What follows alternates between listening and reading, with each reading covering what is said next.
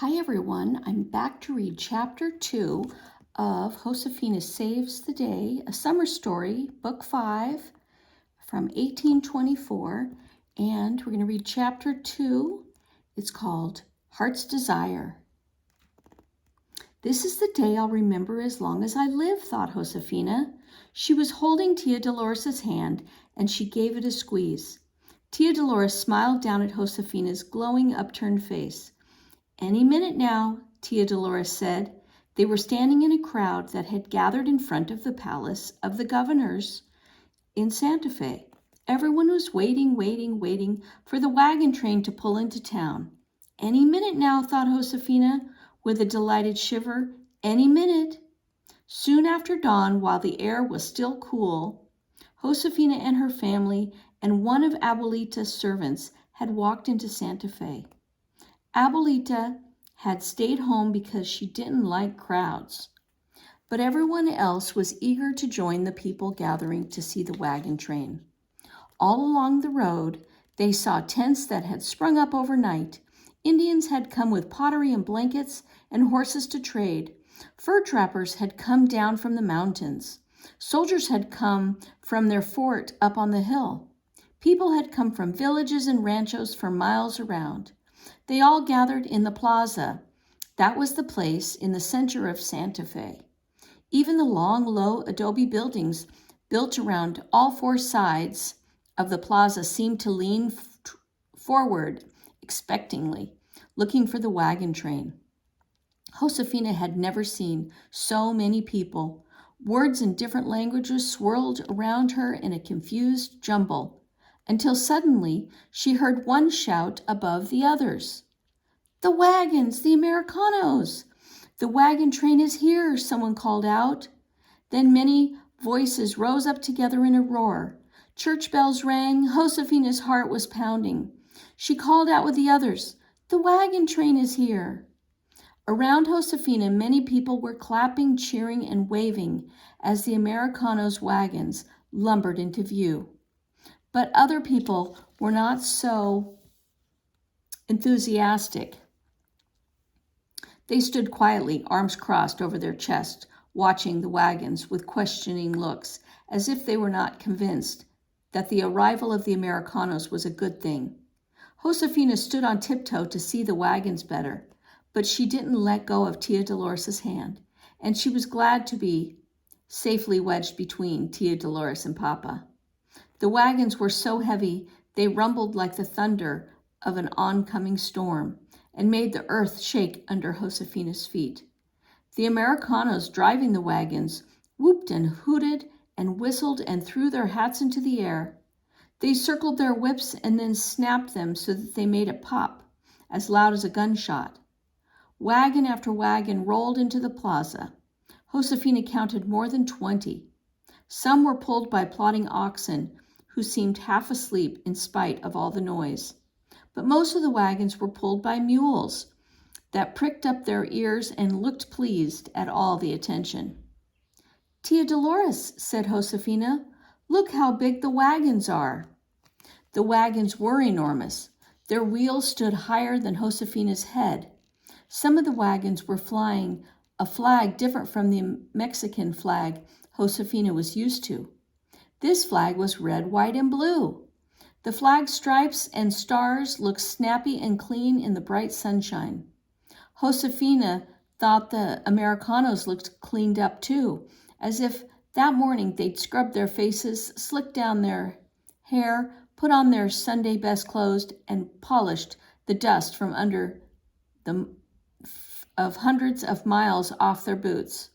Some of the men looked rough, while others looked quiet and well-mannered. But to Josefina's eyes, all the Americanos looked glad to be in Santa Fe and at the end of the trail at last. Papa bent his head towards Tia Dolores so she could hear him above the hubbub. Your father and I are going to look for Senor Patrick at the customs house, he said. The Americanos have to go there to make a list of their goods and to pay taxes. The servant will stay with you and the girls. Tia Dolores nodded. Very well, she said. Go ahead. But Papa didn't go. His eyes had a twinkle in them as he looked at Tia Dolores. "Have you told the girls?" he asked her. "Not yet," answered Tia Dolores. "Told us what?" asked Francisca immediately. Papa laughed. "Tell them," he said to Tia Dolores. "After all, it was your idea. We wouldn't have as much to trade today if it were not for you." His voice was full of gratitude and affection. Tia Dolores smiled, and then Papa went off with Abuelito to find Patrick. "Please, Tia Dolores, tell us what Papa meant," begged the sisters. Tia Dolores' eyes were shining. "Your Papa and I think that you girls deserve something for all the hard work you've done weaving," she said. "We've decided that you may each choose one of the blankets that you wove, and you may sell it or trade it for anything you wish." "Oh," gasped Francisca and Clara, "how wonderful!" Josefina didn't say anything. Instead, she hugged Tia Dolores.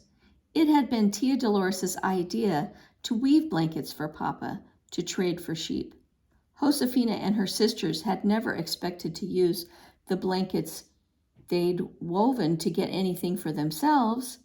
"It's just like Tia Dolores to think of something so generous," thought Josefina. "Well," said Francisca. She had an eager gleam in her eyes. "We'd better look around and decide what we'll get with our blankets." There was certainly much to see. Tia Dolores and the sisters walked slowly around the plaza to watch the Americanos unload their wagons. Some of the Americanos had rented small stores to display their wares. Others had wooden stalls or space on the street where they set out their goods. Never in her life had Josefina imagined such a variety of things. She saw bolts of brightly colored cotton, wool, and silks. There were veils, shawls, sashes, and ribbons. There were shoes and hats and boots and stockings, combs, brushes, toothbrushes, and even silver toothpicks. Clara stood for a long time studying pots and pans until Francisca dragged her away to look at buttons and jewelry she saw sparkling ahead. Clara stopped halfway there to gaze at some knitting needles. Tia Dolores was distracted by some books, and the girls were fascinated by the mirrors that reflected their delighted faces.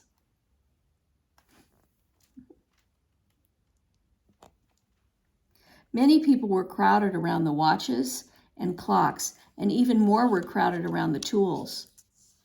A few people were paying for the Americanos' goods with silver coins, but most people were trading or swapping. Josefina saw a man from the Pueblo swap a beautiful pottery jar he'd made for an Americano's glass bottle. A fur trapper traded a bearskin for a hunting knife. There were so many things, Josefina didn't know how she'd ever choose something for herself.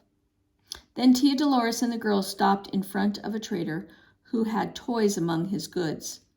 One toy in particular caught Josefina's eye. It was a little toy farm carved out of wood. "Oh, look," said Josefina as she knelt in front of it. There was a tiny cow, a horse pulling a cart, a goat, and a funny pink pig standing in front of the white stable. Two green trees shaded a painted house with a white fence behind it. "You can almost hear the cow moo, can't you?" someone joked. It was Patrick. He and Papa and Abuelito had finished their business and had come to find Tia Dolores and the girls. That reminds me how the farms look back home in Missouri. Josefina imagined what it would be like to sit in the shade of the two green trees or climb on the white fence. "I wish I could magically shrink," she said to Patrick. "I'd like to go inside the house. I've never seen a house that's so straight up and down, with such a steep roof and so many big windows." "It's different, isn't it?" said Patrick. "Here in New Mexico, your houses are low. They look like they grew right up out of the ground because they're made out of earth, and they don't have any sharp corners. Where I come from, the buildings seem to want to stick up and call attention to themselves, sort of like the people, I guess." I think the farm is very pretty, said Josefina. I like it. Clara looked over Josefina's shoulders. But it's just a toy, Josefina, she said. You shouldn't waste your blanket on that. Josefina sighed. Clara was being sensible as usual, but Josefina couldn't help wanting the farm. She was sure it would be fun to play with the pink pig, and knowing that the little farm reminded Patrick of his house made Josefina like it even more. Papa looped his fingers around one of Josefina's braids and moved the braid behind her ear. Then he stooped and spoke softly so that Josefina could hear. We'll come back, he said kindly, and you can look at the toy farm again. Josefina looked at his understanding brown eyes. If that's what you want, then that's what you should get, Papa said. Don't let anyone talk you out of your heart's desire. Papa took Josefina's hand and stood up straight. Then in a louder voice he said to Tia Dolores, I have good news. Senor Patrick has found traders who want to buy all of our mules. Oh, said Tia Dolores. Her eyes had a question in them. See, answered Papa. His voice was serious and sure. I have decided to let Senor Patrick trade the mules for us. He knows the Americano traders. He can speak English to them, and he has promised to get me a good price. My friends will be glad to get the mules, said Patrick quickly. Mules are sturdy. They do better than oxen on the wagon trails. Oxen are fussy eaters. They have delicate feet, and they get sunburned. Patrick pointed to his own red nose and joked, just like me. Everyone laughed, and Patrick went on. I can get you silver for the mules, he said. Silver? This was lucky indeed. Normally, Papa would have traded the mules for goods from the Americanos. Then he would trade the goods for sheep. Josefina knew Papa must be pleased. It would be much easier to buy the sheep they needed with silver. Senor Montoya, may I come by later today and get the mules? Patrick asked Papa. I can bring some of your silver today and the rest at the end of the week, after I've sold all of the mules. Very well, said Papa. I know I can trust you to keep your word. He and Patrick shook hands to seal their agreement. Josefina saw that Papa's grasp was firm. Oh, I am so glad Papa has decided to trust Senor Patrick, thought Josefina. Abuelito seemed glad too. And when you come for the mules, you must stay for dinner, he said to Patrick. We'll celebrate. And please remember to bring your violin, said Tia Dolores. We can't celebrate without some music. I'll remember, said Patrick. He said adios to everyone, and then he strolled away, cheerfully whistling Josefina's bird song. Okay, and that is the end of chapter 2, and next time we will read chapter 3.